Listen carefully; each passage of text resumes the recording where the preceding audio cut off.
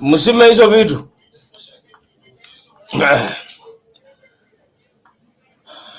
Good evening. I'm sorry for having got an interruption, an emergency, just when I was about to begin the today's presentation at exactly 7 p.m. I had actually forgotten to go and receive an injection that I was supposed to receive today. So I thank you for your patience, those who have waited, and we can now get started. You can start streaming in your comments and the questions that you may be having about report writing. This is the last part of our discussion on the forensic report writing. Today we are discussing features of a good forensic report. Features of good forensic report. That is what we are discussing today. As you can see from the screen, we are going to touch on two main things that must appear to have been done on any report by any expert to ensure that the report is up to standard. Not only up to standard, that the report does not have unnecessary errors, that the report follows properly laid down structure, and it also followed the best practices in the flow of the report.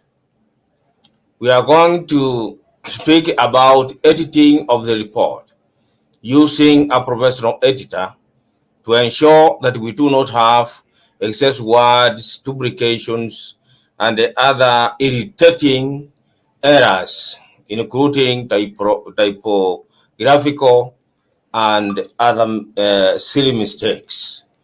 We are also going to discuss the flow, the flow of the report. That is generally accepted structure. The generally accepted structure or flow of the report. You are very much welcome. Number one, what should come out conspicuously on the report is that the report was or it received the final touch of a professional editor. Some people might argue that a professional editor is not a professional investigator and therefore cannot be trusted to edit through a forensic investigation report. That is not true. A professional editor, the person was trained and has diverse experience in editing, is properly suited for editing the forensic report, because the forensic report is about good writing standards. That is what you will be looking through to check. From the two previous lectures on the forensic report writing, we mentioned casually about the use of a professional editor. A professional editor is very important and can even sign somewhere on the report for having thoroughly edited the report before release or issuance. I do recommend that the final report be subjected to the scrutiny of a professional editor who will ensure that A, all the standards of report writing outlined in the previous lecture are adhered to. B, that the report does not have excess wording, sentences, or duplications. C, also advise on the language used, avoiding all manner of unexplained jargon. If the professional editor cannot understand any of your statements, then no one, believe me, will be able to understand that statement. And therefore, you must agree which language to use to express your idea. Remember, the idea is yours, the findings are yours, but the words you use to express your findings and your opinion is not yours. These words belong to elsewhere, because the language which you use must be understood, and therefore the person who will ensure that the words you are using to make the expression of your ideas and findings understandable is the understandable by the common people, by the laymen who will be reading your report is the forensic, the professional editor, sorry, the professional editor. See, this is where this is why I'm saying that you would advise on the language used so that you avoid all manner of unexplained jargon, which will require a dictionary for the reader. That is not required. The report should be understood without reference to a dictionary or a glossary of words elsewhere. D. As an independent professional, he or she will look at the report objectively, noticing and correcting all errors and mistakes.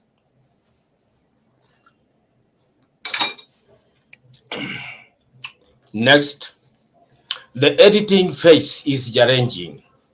Very challenging, as we have already noted, to the writers of the report.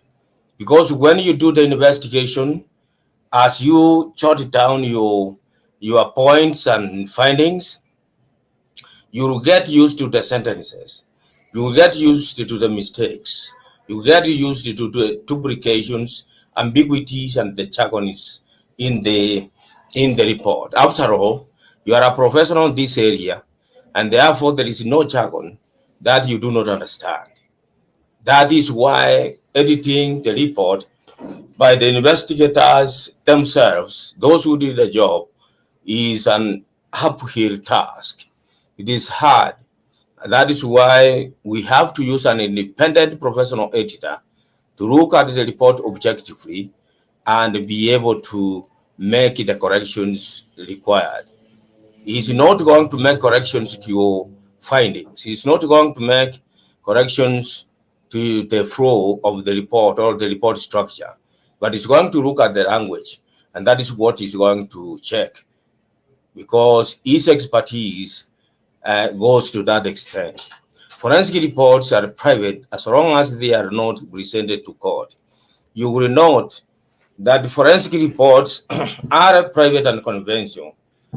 And in fact, when you sign the report as the lead investigator, you have to send it to the client under private and confidential cover, meaning that the client is restricted from distributing the report anyhow to any people within and without the organization.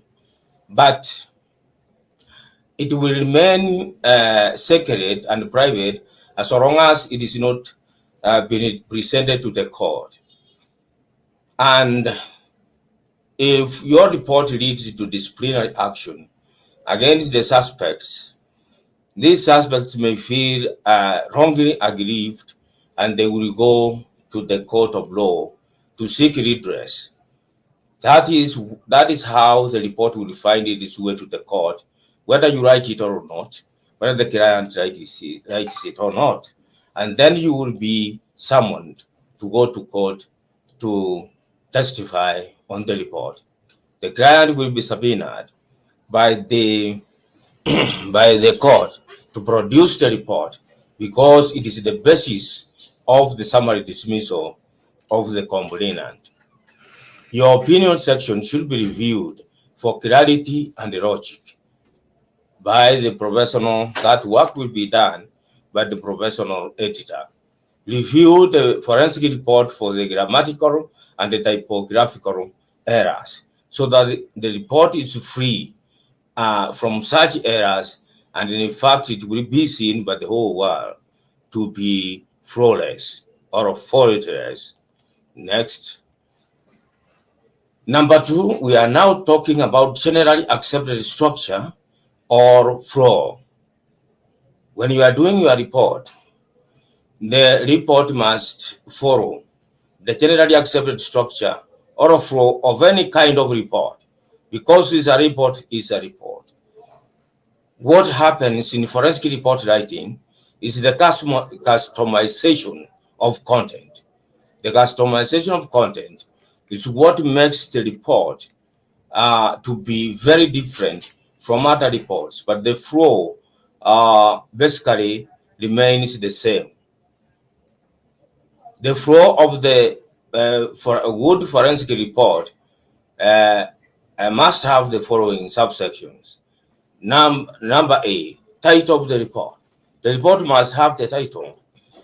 The report without a title is a person, is like a man without the head. Because the title is what will give a very brief summary of what the report is all about. B, contents. The contents will outline what is in the report. C, introduction. D, executive summary. E, findings. F, limitations. G, um, recommendations. H, expert opinion. I, signature of the lead forensic investigator, and even the professional editor can also sign the report for editing it. He can sign and say edited by, then he signs.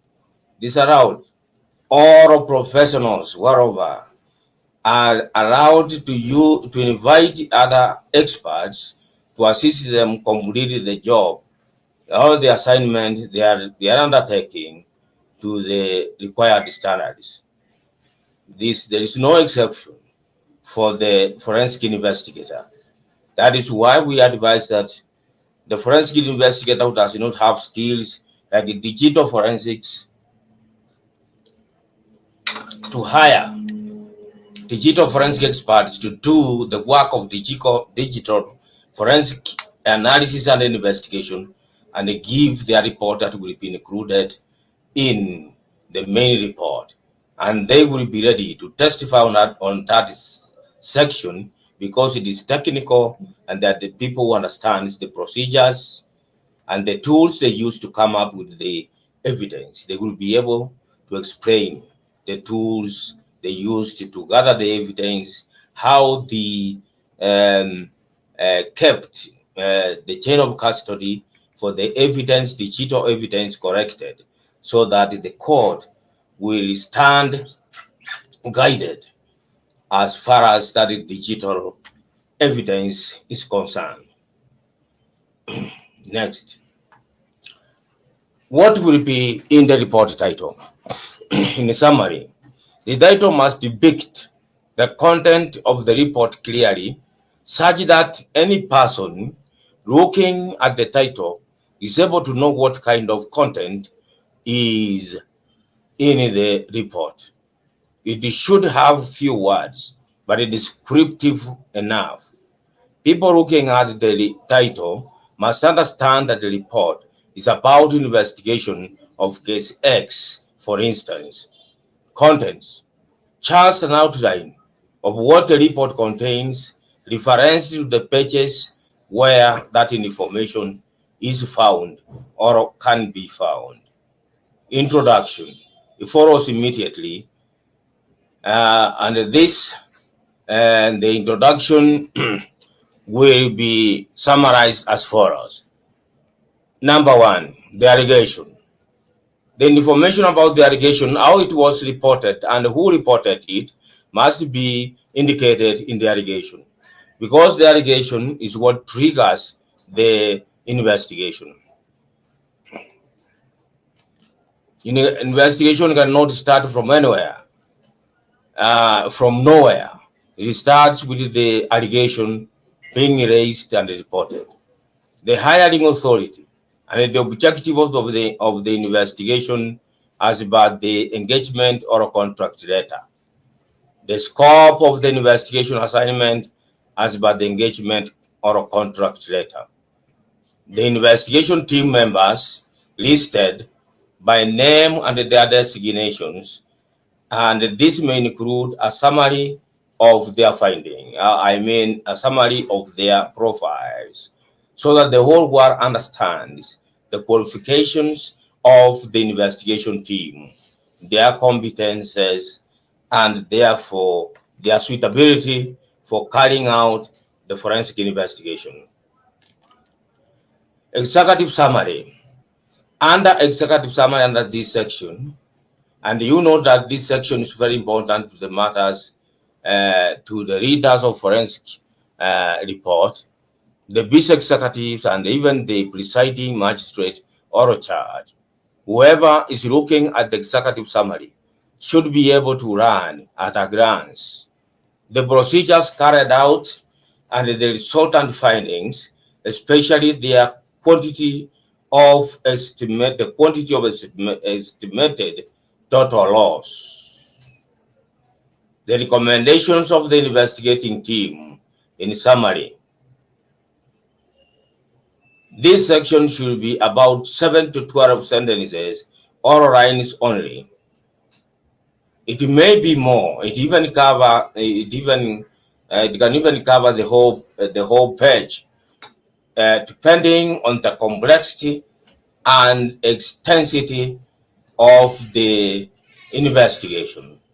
If the investigation has findings covering files and volumes of files, then you do not expect the executive summary to be very short, because the executive summary is a summary of the findings, the summary of what was done by the investigators and the recommendations thereof. Findings. The findings, this is the main body of the forensic report. This is where you will get pages and pages of findings explained and referenced clearly to the volumes and volumes of files where the exhibits can be found. In smaller cases, however, it may be about several lines, but if the case is complex, like in fraud and corruption or money laundering involving the collection of evidence in and outside the country, touching on analysis of millions of transactions and several findings, the forensic report may run into volumes and volumes and volumes of pages, and therefore referencing must be done perfectly. And that's why we talked about, next, that is why we talked about investigators coding their exhibits so that the exhibits will be referenced properly in the report, so that anyone reading the report can be able to trace the exhibits referred to particular volumes of files. He, that is the investigator or the lead investigator, will give details of the witnesses and suspects interviewed and resulting witness statements and or confession statements by the suspects. This will be outlined by name of the people who gave the evidence in the body of the findings. They will list the main items of evidence here, making clear references to the files where those items can be found or are stored for safekeeping for ease of retrieval or as and when required. References will be made by quoting the exhibit cards that were given by the investigation team.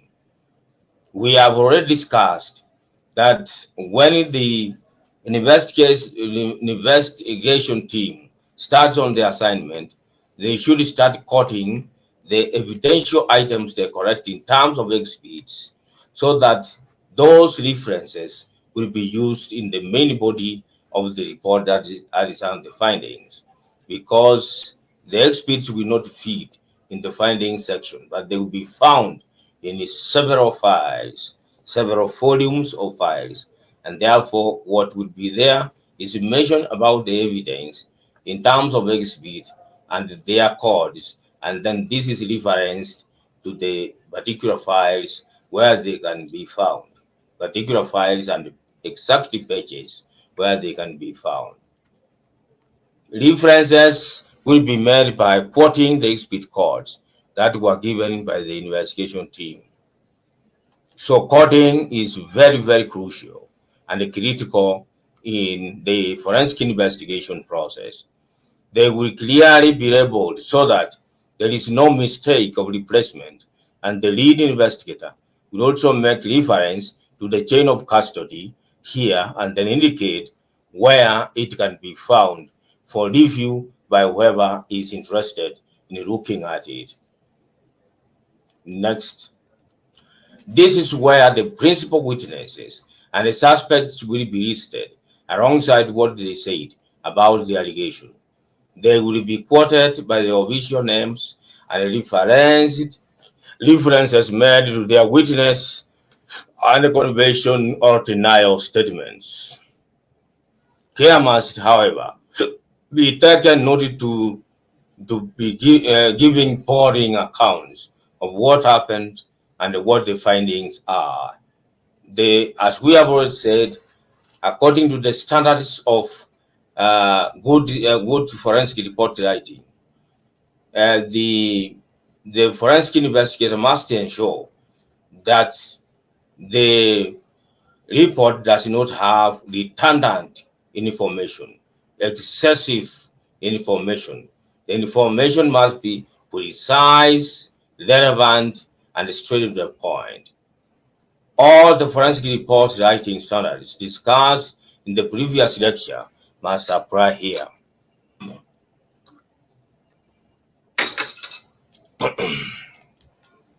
This is where the editing process will pay more attention, since there is tendency to be excessive when doing a free-flowing narration about what happened, done by the investigators and the findings. Next, limitations. This section will outline the limitations and the constraints that prevented the investigation team from carrying out certain tests or investigative procedures for the successful completion of the forensic investigation assignment. They will then recommend further investigation in such areas.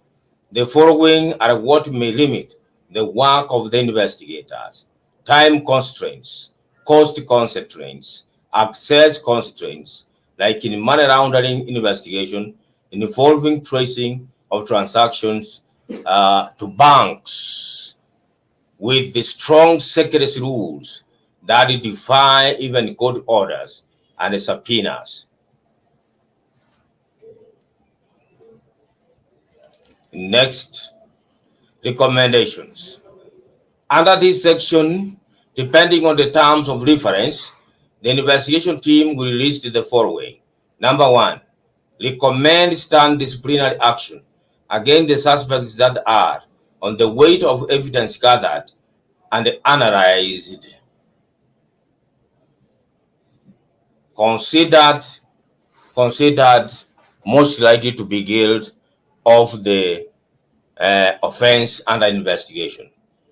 Recommend the principal suspects who are considered most likely to be guilty, going by the weight of evidence gathered and the testimonies of the principal witnesses, to be forwarded for prosecution.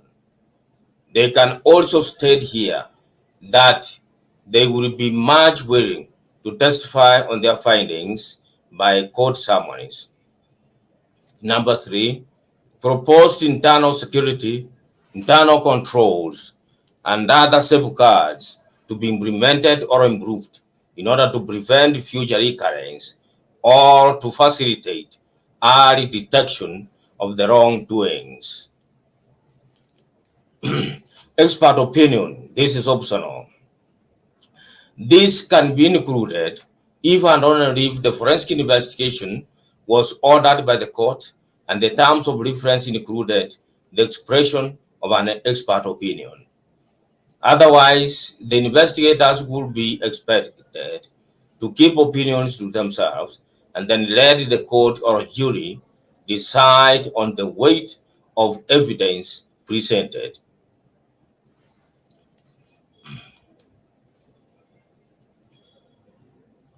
Signatures. This is the last part of the forensic investigation report, and it is not the least, it is the most important, because the report must be signed. The report without signature is not a report. The report without a signature is like a person who does not have legs. It's a lame person, crippled person who cannot walk, who cannot stand on his own. And therefore, without a signature, the report is lame, not only lame, but invalid. Lead investigation. The investigator who led the investigation team and who has the investigation processes, procedures, and tests carried out in the is the one to sign and be ready to testify on the findings in the report by court summonings or at the disciplinary committee as per the hiring authority's request. The professional editor may also sign to the far right bottom corner of the report as editor. We just say edited by name, signature, and that will be okay. When that is done, that report is perfect and is ready for presentation or issuance to the client.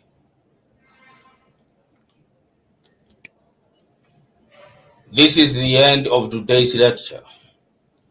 The last part of forensic report writing.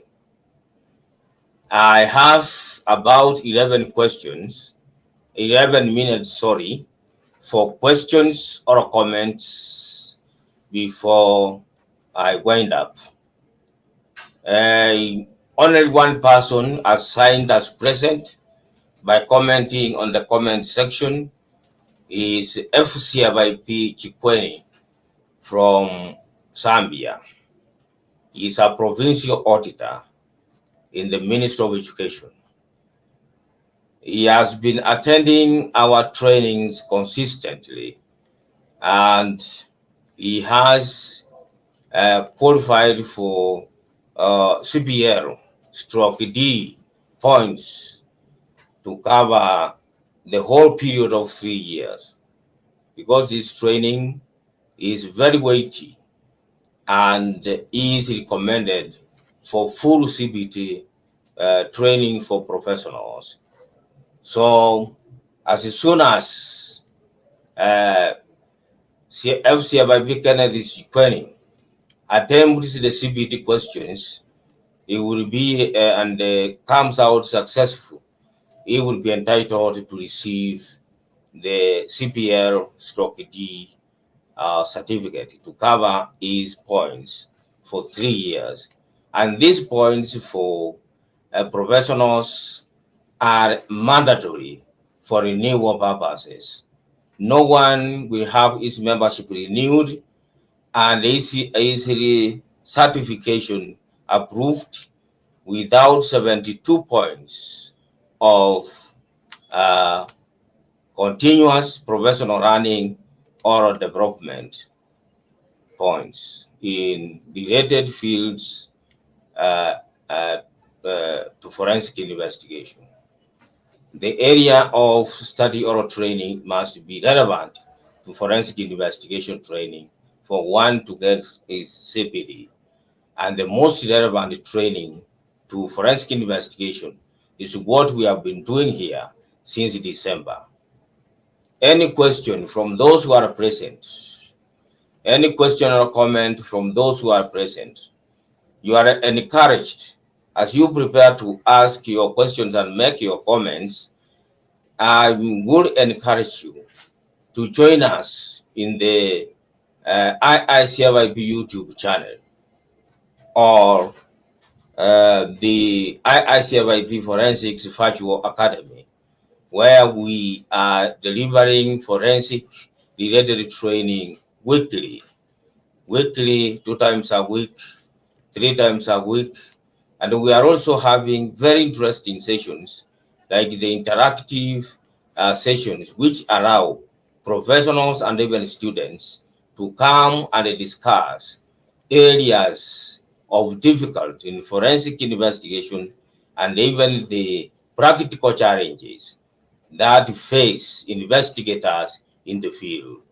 Like now, we will be having a very interactive session on Sunday night, on Sunday evening, starting 7:30 p.m. To 8:30 p.m. We'll be discussing questions, practical questions, field practical questions, which investigators have come across, and we would like you to come and participate in the discussion on the question. If you go to the YouTube channel, you will find that interactive session is scheduled there.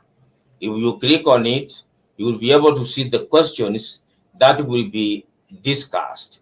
The questions listed on the scheduled interactive session will be the first to be discussed, and then we discuss other follow-up questions that will come up from the participants for clarity. Therefore, on Sunday evening, you are not supposed to come to listen to a lecture like what I've done today. You are supposed to come to participate either in asking questions, making comments, and whatever may be necessary to keep the discussion lively. So you are welcome to the discussion. If you have any question, let me have it, because I need the questions in advance so that I can circulate to those who will lead the panel, who will be in the panel to to assist in discussing the questions. So if you have any question, any practical question, any practical challenge in forensic investigation, please let us have the information or the question so that we may schedule it for discussion on Sunday. It will be very good discussion. So, and I will make sure that I am on time with my co-panelists so that we discuss all the questions with the participants. So you are welcome. Any comment or question? If you have no comment or question, I will be very happy to hang up. I can see Enoch Tembo is with us. I don't know where Enoch Tembo comes from. He is asking for sample of a forensic report. The report, the sample is there. We have a sample forensic report because I personally have done several of such reports. Therefore, I will be sharing that report to Enoch Tembo. If you inbox me directly questioning for the report. If you are on YouTube, I mean on WhatsApp, especially the WhatsApp group, the global YouTube live online training group. If you are there, please inbox me directly. You can be able to get my WhatsApp, and then you inbox me directly. This is the link to the group. This is where we advertise all our scheduled meetings or lectures. So if you are not in that group, please join, and from there you can get my contact, and then you contact me directly. I will share the report with you. I do not share the report to everyone. I do share it to those who ask for it. And I can also share. I can also share in the few remaining minutes the link to join me in the studio.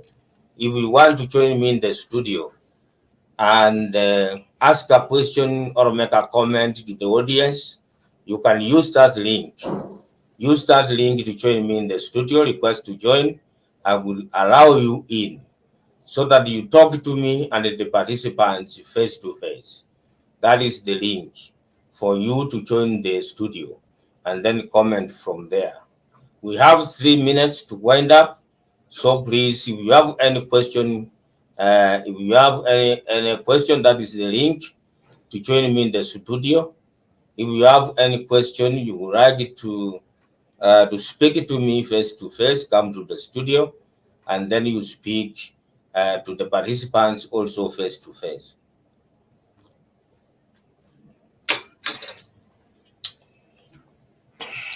That is the link for you to use to join me in the studio. Any question? We have 2 minutes. Any question? And this is the link to join the global training, online training on forensics. That is the group. All those who are interested must join that group because that is where we advertise or scheduled meetings, or scheduled sessions, or scheduled lectures. We post it there. If you are not there, you might miss because we do not find the time to post on every group. We just post on that group because we have advertised this group widely, and we have made it very clear that this is the group for those who are interested in YouTube Live online training. So you join us there so that next time when we advertise, you are able to see the advertisement and join us.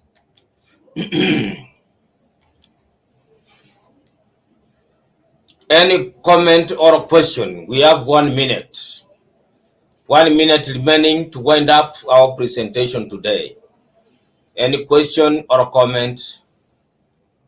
Please also note that we are having the 8th IiCFIP Global Forensic Investigation Conference and Exhibition in the Chopag Tourism Center in Johannesburg as from the 16th of July to the 18th of July next year. So you prepare to attend.